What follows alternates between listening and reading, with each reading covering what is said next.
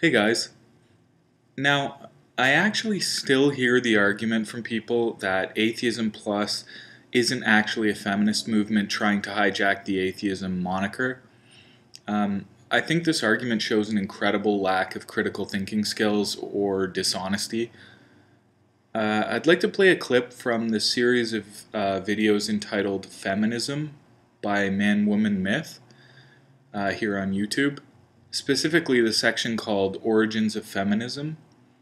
I'll also link directly to that section below, as well as ManWomanMyth's channel. Now, while watching these clips, try to keep in mind everything you know about the way freethought blogs, Skepchick, and the Atheism Plus websites, people, and forums operate. Newspapers and television broadcasting in the 70s was dominated by feminist journalists. This enabled the hateful and biased views of feminism to become mainstream. The most successful part of it is that at that point in the 70s, if you think about it, the majority of women who were journalists internationally were very heavy radical feminists. So they had the women's pages. And of course, male journalists and male editors, seeing it as, in quotes, a woman's problem, left it to them. And very quickly there was a savage kind of censorship, and anybody who dared argue was in very serious trouble. If you don't agree with us, you are against us. It's a politically correct game. It's intimidate. You cannot speak your mind because you are deemed to be offending people. And the only people you can offend with impunity are men, particularly white, heterosexual men. You've got everything of those, that everything is stacked against you. They obviously put a great deal of effort into moving outside of the status of victims. But what they've got now is all the advantages and protection that comes with the status of victims when they're not actually victims anymore. And they would say themselves that they're not victims, and yet they claim all the powers of victims, so you can do no wrong.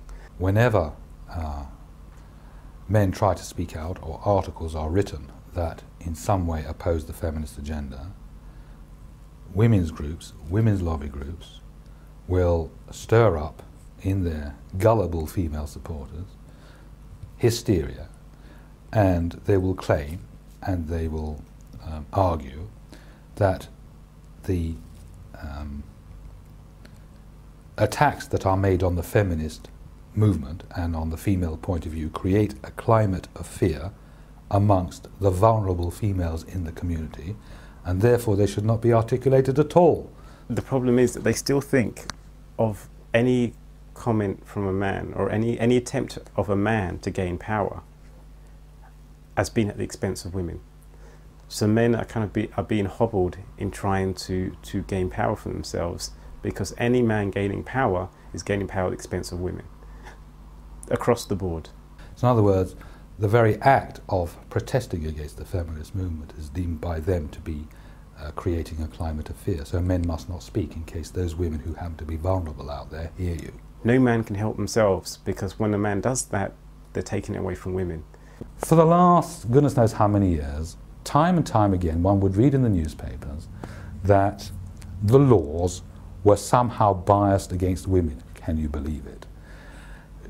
Lawyers, A, B, C down to Z, would write about how women were unfairly treated with regard to the alimony, their alimony in divorce, what have you. Baroness Kennedy, Helena Kennedy, people like that. They would proudly proclaim who they were and what their objectives were.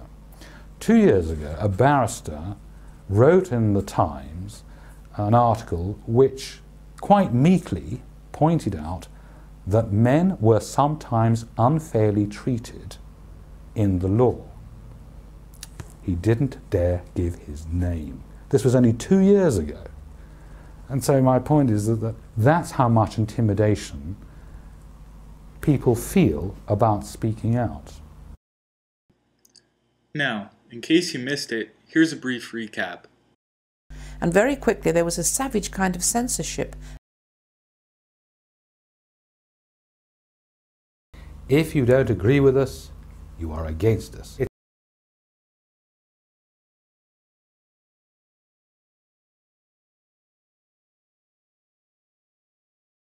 It's a politically correct game. It's intimidate.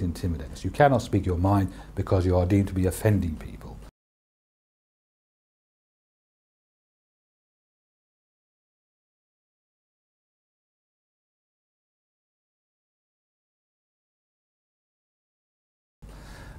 And the only people you can offend with impunity are men, particularly white heterosexual men.